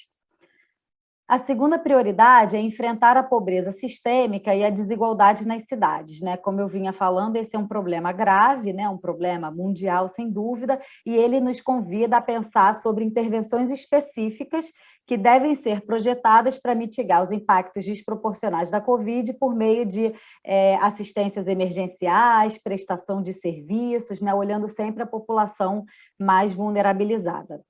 O terceiro, reconstruir uma nova economia urbana normal, né? Essa prioridade nos chama a trabalhar com um conjunto de pacotes de apoio econômico e alívio sob medida para ajudar pequenas empresas, trabalhadores informais, enfim, esses setores que foram diretamente impactados, muitas vezes sem qualquer sistema de proteção social, para sobreviver a essa crise. E, por fim, esclarecer a legislação urbana e os arranjos de governança. Então, a quarta, né? A quarta prioridade nos faz pensar no tema da governança integrada e cooperativa entre diferentes níveis, né, e diferentes atores de uma sociedade, com desenvolvimento de estruturas institucionais e financeiras que sejam mais flexíveis e inovadoras. Então, como é que a gente pensa numa governança que vá além do setor público, né, que já é um desafio no nosso país, que tem 3 níveis de governo em um país altamente descentralizado, onde o município tem uma série de competências exclusivas. Como é que a gente ainda traz as empresas, as universidades, as ONGs, né, o terceiro setor, as pessoas, né, enfim, todos e todas aquelas, né, que vivem nas nossas cidades e que certamente teriam a sua contribuição para que a gente tenha uma cidade melhor. Por fim, eu gostaria de deixar o convite para que vocês conheçam o nosso relatório anual do ano passado, né, de 2020. Esse relatório traz uma série de exemplos de projetos, inclusive de mensagens-chave que nós publicamos ao longo do ano passado. Vocês podem fazer um download e conhecer um pouquinho mais sobre o ONU Habitat. Bom, eu queria agradecer, enfim, me colocar aqui à disposição para o debate e volto a palavra para o nosso moderador. Muito obrigada. Raine, eu que agradeço. Realmente, esses ODS nós temos que trabalhar e dar ênfase, né, porque sabemos o quanto que ele é importante para a nossa sociedade, para a gente ter uma harmonia e uma igualdade melhor, né? Então, nesse sentido, realmente, a gente tem que trabalhar bastante. Estamos longe, né, de atingir uma excelência, mas estamos caminhando, né, com consciência, trabalhando. Precisamos trabalhar sempre, realmente, de fato, nesses movimentos, né, que o CREA Goiás é signatário da ONU Habitat, para entender um pouco mais, para saber o que podemos fazer, tanto para os nossos profissionais, como para a nossa sociedade, que é a parte que a gente pode contribuir em conjunto, visto que a gente tem vários, digamos assim, né, vários meios de chegar à nossa sociedade mais próxima. Nesse sentido, e a partir desses pontos importantes, como esses que foram discutidos aqui e pautados, precisamos fazer algumas reflexões sobre o futuro das nossas cidades. E tem algumas perguntas aqui no chat que eu queria fazer para os nossos palestrantes. A primeira eu vou fazer para o Jorge Abraão. Explorar mais um pouquinho sobre o papel das empresas, especialmente as da engenharia, na sustentabilidade das cidades. Qual protagonismo elas podem desempenhar? Com a palavra, Jorge. Bom, Lamartine, eu acho que é muito legal poder falar das empresas, né? E eu acho que eu tive o prazer de presidir o Instituto Ethos por 6 anos, e ali o trabalho era da relação com as empresas e como estimular as empresas na direção do desenvolvimento sustentável, né? E, para ser franco, o Ethos tem uma missão, e a missão tinha 3 grandes pontos. Um era da empresa atuar internamente, o primeiro e o segundo tinham a ver com os desafios da empresa atuar internamente. E o terceiro ponto era o ponto que mais me fascinava, e eu achava que era o mais difícil da missão do Ethos, que era as empresas se tornarem parceiras na construção de uma sociedade justa e sustentável. E é essa visão, digamos assim, quando vai para o campo das empresas irem além do que elas podem fazer, e é importante o que elas fazem, não é? Olha, eu vou melhorar minhas relações de trabalho, olha, eu vou reduzir minhas emissões, olha, eu vou plantar mais, eu vou trabalhar os meus resíduos, tudo isso é importante.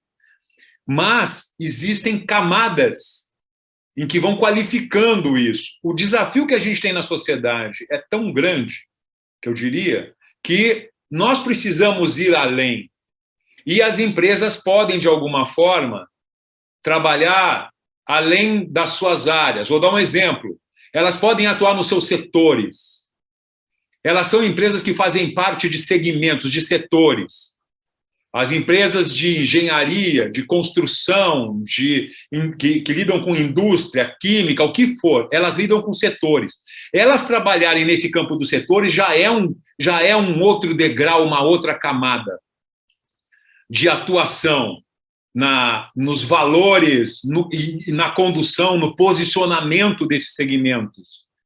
E a camada mais elevada seria de que forma que ela pode atuar não na defesa dos seus interesses corporativos, porque isso ninguém sabe fazer tão bem como as empresas, defender os seus interesses corporativos. E isso é um caminho que as empresas têm que fazer. Mas eu digo a defesa do interesse da sociedade.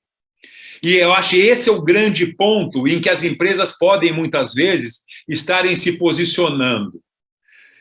Porque, eu quero dizer uma coisa, hein, Lamartine, eu sou engenheiro, e como o Alex, eu sou engenheiro civil, E eu não custo de, às vezes, pensar o quanto a engenharia civil contribuiu e contribui para o caos das cidades. Porque nós podemos olhar para o copo cheio e podemos dizer, olha, a tecnologia foi desenvolvida, nós conseguimos construir muito melhor, hoje nós estamos avançando para a construção verde, porque nossa tecnologia do concreto no Brasil foi a mais desenvolvida do mundo. E nós podemos achar uma série de argumentos que vão avançar no copo cheio. Mas se a gente pensar no caos que as cidades estão, no quanto elas degradaram o ambiente, foi porque foi por um grau de ocupação selvagem, em que a política pública, em consonância com as empresas, de alguma maneira, fizeram com que as cidades tivessem essa qualidade, na maioria dos casos, muito ruins. Porque a ideia é, vamos ocupar o máximo dos espaços com a maior quantidade possível para poder avançar. E isso gera uma qualidade muito ruim nos processos. Então, eu acho que as empresas podem, na verdade, se colocarem esse papel de como é que elas contribuem para uma sociedade justa e sustentável.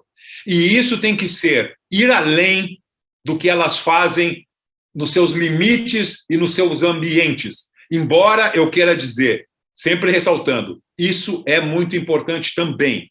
Mas é esse salto que vai fazer com que a gente, de alguma maneira, tente avançar para essa sociedade sustentável em 2030. Porque eu queria lembrar, e vou fechando, Lamartine, as empresas são geradoras de 3/4 do PIB e são geradoras de 3/4 do PIB e dos empregos. Eu quero te dizer, na verdade, é 2/3 do PIB e 3/4 dos empregos. Portanto, elas são fundamentais em qualquer processo de transformação. E se a gente não tiver um aumento, digamos, dessa ambição e nos conformarmos em continuarmos desenvolvendo, me perdoem, a tecnologia, que é fundamental, mas o posicionamento anteriormente é muito importante. É, na verdade, o analógico que está comandando os avanços ou retrocessos do nosso mundo. É a decisão analógica, a tomada de decisão. E essa tomada de decisão, depois vem o tecnológico. Como é que a gente avança ou não avança? Se está havendo hoje em dia no Brasil uma degradação do ensino universitário e da educação de uma certa maneira, é porque essa decisão é analógica, é uma tomada de decisão política. A tecnologia, ela avança depois. O caminho que as cidades vão tomar é uma decisão analógica. Se nós vamos enfrentar ou não a desigualdade, queremos investir mais. Quando decidirmos investir mais, a tecnologia é muito importante. Mas se a tomada de decisão não for essa, não vai avançar. E é esse o papel que nós, como cidadãos e as empresas, de uma maneira, podem estar se posicionando para uma transformação e por uma contribuição e por uma pressão na mudança da tomada de decisão, vendo como é importante nossas escolhas para que as questões possam avançar e nossa atuação para que as questões possam avançar. Perfeito, viu, João? Realmente faço das suas palavras a minha. Realmente nós precisamos ter esse cuidado, essa atenção, né? E planejar realmente, às vezes não pensar só no lado financeiro, porque o lado financeiro nem sempre vai trazer uma qualidade de vida que nós estamos precisando fazer, né? Não é com aglomeração que às vezes vamos lucrar mais. Às vezes, se fizermos de forma mais trabalhada, mais planejada, conseguiremos, o mercado imobiliário consegue tanto quanto essa ocupação, às vezes, sobrecarregada em determinadas partes das nossas cidades. Agora, avançando, temos agora uma pergunta para o professor Abico. Sabemos que a falta de acesso a serviços essenciais como água, saneamento, habitação e saúde exacerbou o desafio de responder efetivamente à pandemia. Como o senhor vê o papel da ciência e da engenharia em contribuição para nos tornarmos mais resilientes a essas crises? Bom, vamos lá. Eu acho que são todas questões bastante complexas, inclusive essa que foi colocada para o Jorge. Eu colocaria uma reflexão que eu tenho feito nesses meses todos, que é a seguinte: até que ponto essa pandemia trouxe, vamos dizer assim, o que eu acredito, e eu tenho acreditado cada vez mais, é que a pandemia ela revelou de uma maneira muito explícita alguma coisa que nós já tínhamos no país. Nós já tínhamos uma série de dificuldades, nós já tínhamos uma série de desequilíbrios, nós já tínhamos uma série de problemas dentro da nossa sociedade e das nossas cidades. Eu acho que o que a pandemia veio é revelar uma série de problemas que nós já tínhamos, E é lógico que no meio de uma pandemia a gente não foi capaz ou não está sendo capaz de estar resolvendo alguns problemas que nós já tínhamos anteriormente a março de 2020, quando eclodiu essa pandemia, né?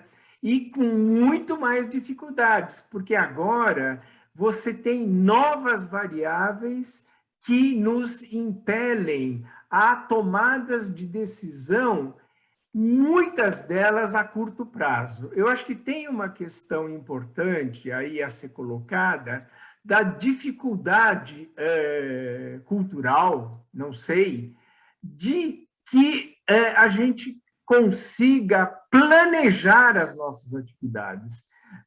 Por uma série de deficiências e uma série de características da nossa sociedade e do nosso sistema político, a gente tem muito mais facilidade, ou a gente é obrigado a resolver questões no curto prazo, né?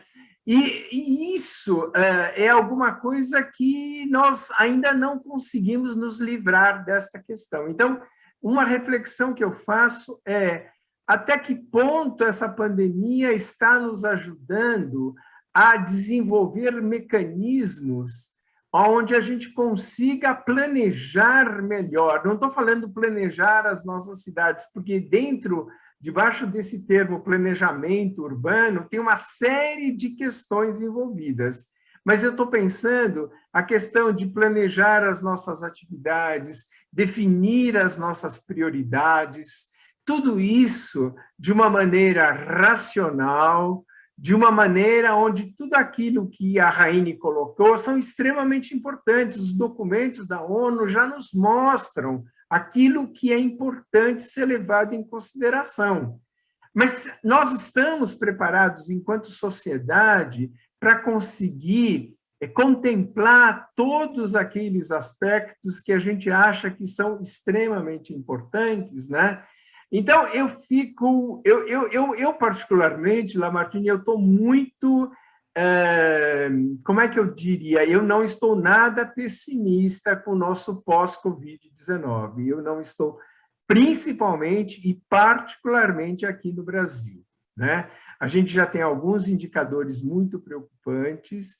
A expectativa média de vida da população brasileira tem decaído, a qualidade de vida tem decaído, vários avanços que a gente conseguiu nos últimos 20 anos, a gente está tendo que... a gente perdeu, vamos dizer assim, e vai ter que recuperar uma série de qualidades que a gente tinha, né? O impacto disso sobre o ensino médio, tudo isso são coisas muito preocupantes. Resumindo, eu não estou muito otimista em relação ao nosso futuro, mas eu acho que nós temos que trabalhar continuamente para a gente estar conseguindo melhorar as nossas cidades, infelizmente. E aí, todos vão ter que colaborar e contribuir com muito mais vigor. Mas eu acredito que tem alguns traços da nossa prática, né, que foram reveladas ao longo desse ano e meio, 2 anos, e que a gente necessita de uma reflexão muito profunda. Até que ponto realmente a gente vai conseguir superar, não digo nem a curto prazo, mas principalmente a médio prazo, Lamartine. Então, era isso que eu acho. Tá certinho, perfeito, é isso aí, né? Essas ideias que nós precisamos realmente entender um pouco mais, né, Abeco, e tentarmos colocar em prática, mostrando o quanto realmente temos que repensar, que planejar. As ações sem planejamento, às vezes o poder público, né, faz igual o senhor comentou aí, faz tudo com muita urgência, às vezes falta um pouco um planejamento, falha aqui, falha ali, então realmente a gente precisa dessa conscientização para que a gente possa avançar. Continuando aqui no nosso chat de perguntas, temos uma para Raine. Raine, pensando na utilização dos parques e áreas ao ar livre, tão desejadas durante essa pandemia, você acha que uma abordagem mais holística do planejamento que combine infraestrutura, espaços verdes e água pode contribuir na promoção da saúde, além de ser estratégica para a mitigação climática? Obrigada, Lamartine, agradeço também quem fez a pergunta. Sem dúvida, independente de pandemia, se a gente não tivesse tido a pandemia, eu não teria dúvida de responder que sim a essa pergunta, né? É muito bom ter espaços públicos e principalmente espaços verdes acessíveis, né, nas nossas cidades.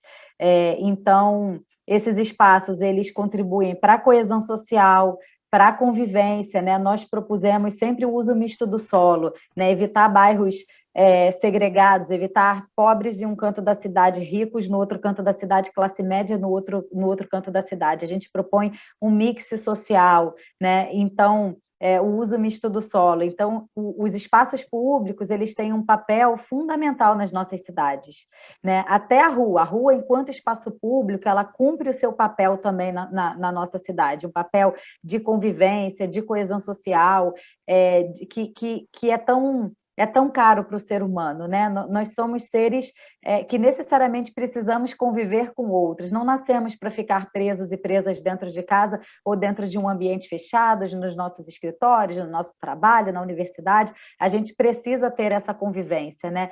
Então, os espaços, principalmente aqueles verdes, acessíveis, eles contribuem não só para esse relacionamento entre as pessoas, mas também entre as pessoas e o território, as pessoas e a natureza, e, consequentemente, contribuem também para a redução do aquecimento global, né?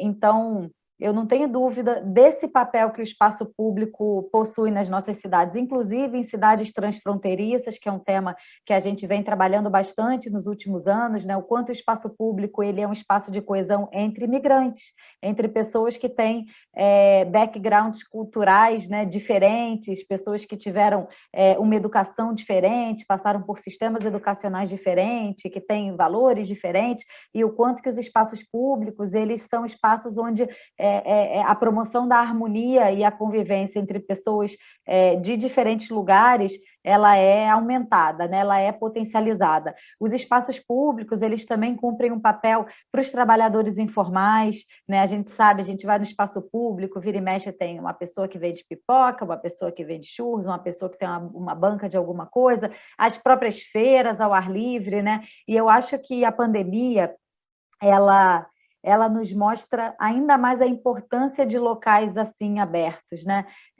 A gente via que o shopping era a opção de lazer de muitas pessoas. A gente até fez uma pesquisa que tinha uma pergunta sobre onde, né, o principal equipamento de lazer que a família frequenta. E chamou muita atenção, na época, foi em Alagoas, essa pesquisa, a quantidade de pessoas que respondeu shopping, né, shopping center. E na pandemia, a gente não podia ir no shopping, né? A gente continua tendo restrições para ir ao shopping. Agora, algumas cidades exigindo, inclusive, o passaporte da vacinação, a polêmica em torno desse assunto, mas é fato que nós ficamos uma boa parte do tempo no último ano, 7 meses, 8 meses, sem ir a shopping.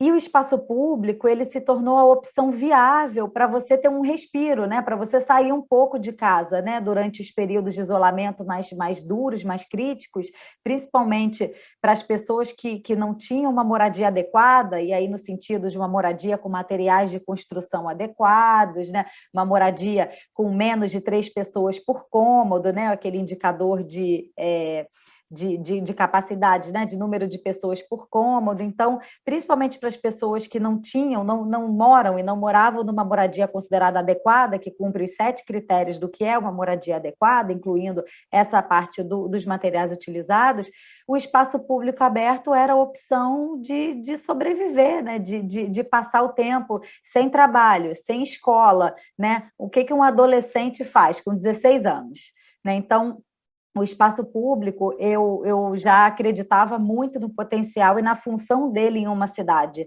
antes da pandemia. E após a pandemia, eu acho que eles ganharam ainda mais importância e, sem dúvida, isso tem um rebatimento na mudança do clima, se nós pudermos ter espaços públicos, verdes e acessíveis para a nossa população.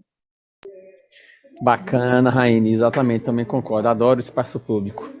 Mas estamos já encaminhando já para a nossa finalização do nosso ciclo aqui.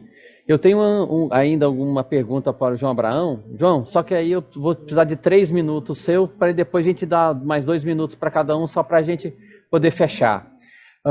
Você poderia explorar mais um pouco sobre a importância do levantamento de dados e a construção dos indicadores como instrumento de planejamento e gestão para auxiliar a administração pública nos desenvolvimentos sustentáveis dos municípios? Não sei se a gente consegue condensar, mas que você fosse sucinto de 3 minutos aí, por favor. Eu vou tentar, sim. Eu acho que a própria Raine agora deu um exemplo de como os dados eles trazem visibilidade para as questões, não é? Não tem nada de genial você levantar dados, mas tem algo de trabalho que é organizar os dados. São Paulo, que é essa cidade mais rica do país, não tinha os dados organizados por distrito. Isso foi feito um trabalho que a sociedade civil, a Rede Nossa São Paulo, que faz parte do Instituto Cidades Sustentáveis, e outras instituições pressionaram a cidade para ela conseguir organizar os dados e obtê-los. A partir daí, dessa organização, dados da saúde, de educação, de habitação, de tempo de transporte, a gente acabou, na verdade, construindo mapas, como esse que eu dei o exemplo aqui do mapa da desigualdade. Então, a gente organiza os dados, são dados públicos. Nós pedimos esses dados. Nós, muitas vezes, entramos com a lei de acesso à informação para poder obter os dados, para poder, a partir daí, fazer análises e, com isso, mostrar as diferenças dentro de uma cidade. Porque é muito chato ver as diferenças. Chato, eu digo, é triste. Mas, por outro lado, essa cidade que tem, nesse exemplo que eu dei, Jardim Paulista, com as pessoas vivendo 81 anos, a idade média ao morrer, ali também se conseguiu chegar a esse ponto, que é um ponto de um país desenvolvido, eu diria. Então, a cidade tem dentro dela o conhecimento para conseguir fazer com que as pessoas tenham esse patamar. Então, é uma questão de nós conseguirmos replicar o que já existe na cidade. Aí é que entra a questão que eu coloco para vocês do analógico. Essa decisão é analógica, é humana, é dos governantes, é da pressão da sociedade. Se eu vou investir mais no Jardim Paulista ou no Jardim Ângela, que é onde a idade média ao morrer é de 58 anos, essa decisão é uma tomada de decisão humana. E aí é que entram as questões de nossas escolhas, e de avaliação, e de monitoramento, e de pressão e de contribuição. Eu acredito muito nesse processo de participação e acho que um dos grandes desafios que nós temos hoje em dia nas cidades é criar canais de participação, de escuta, para que a gente possa ter um envolvimento maior, porque os desafios são tão grandes, e eu estou acabando, Lamartine, os desafios são tão grandes que não vai ser uma pessoa que está num determinado local de uma cidade, normalmente no centro, porque vai conseguir pensar e ter, digamos assim, essa visão de tudo que é importante para fazer e das prioridades. Vai ser mecanismos de participação cada vez maior da sociedade, em que possa ter uma escuta, em que possa ter propostas. Isso é algo que é fundamental para a gente poder enfrentar essa multiplicidade de desafios que a gente está tendo. Portanto, mais democracia, mais transparência é fundamental nesses momentos que a gente vive também.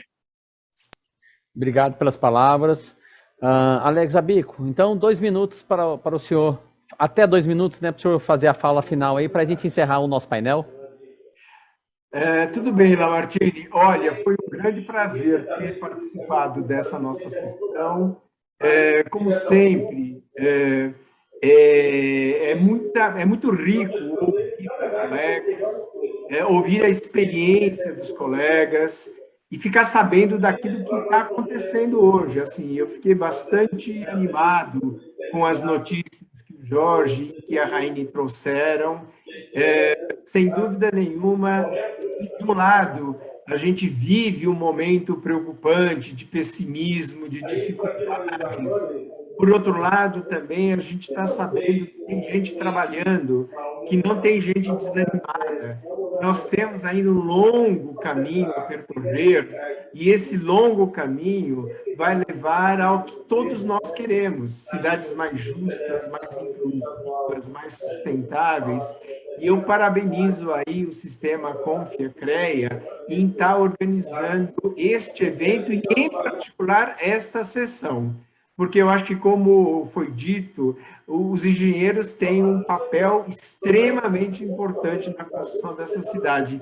E eu gostaria, inclusive, de discordar um pouco daquilo que o Jorge falou. Assim, nós, engenheiros, também, além de estar destruindo muito a natureza, de ter destruído muito a natureza, eu me lembro que o engenheiro ambiental era aquele engenheiro que existia para recuperar tudo aquilo que o engenheiro civil, que o engenheiro mecânico havia feito de errado. Hoje, não.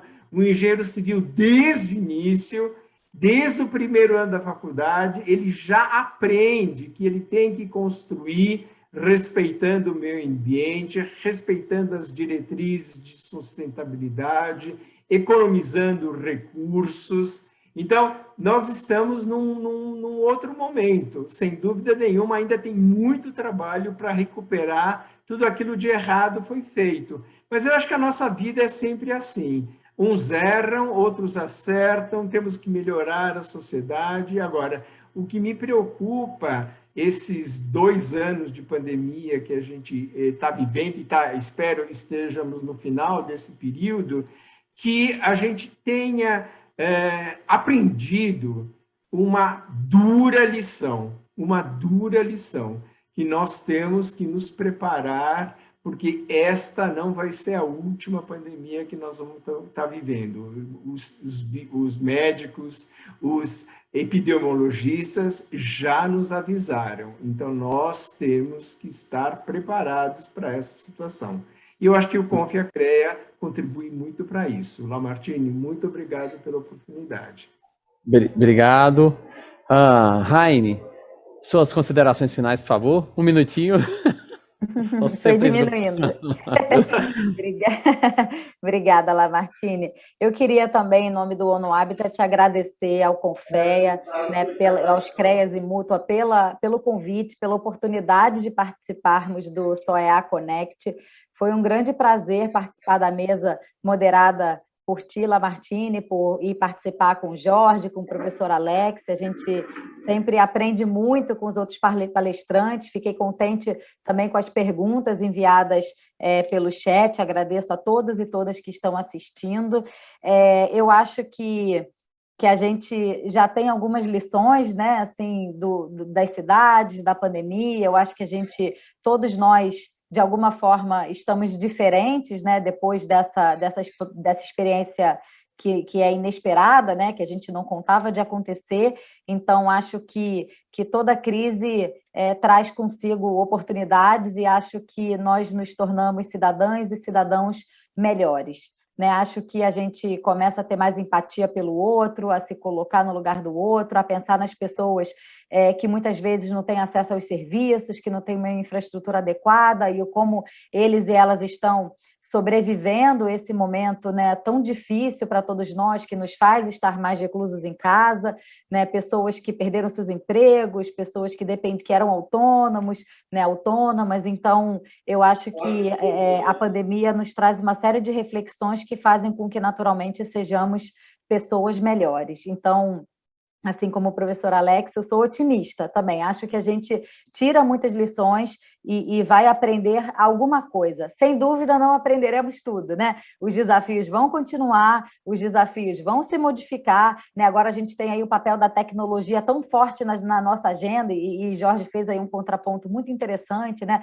O termo cidades inteligentes, o quanto é legal, não é legal, o que ele traz quando a gente fala que uma cidade é inteligente, a outra que não é inteligente, por que ela não é inteligente, né? Assim, são debates que estão muito à tona e que acho que, enfim, mostram que os desafios vão continuar, e isso é parte da natureza humana, e acho que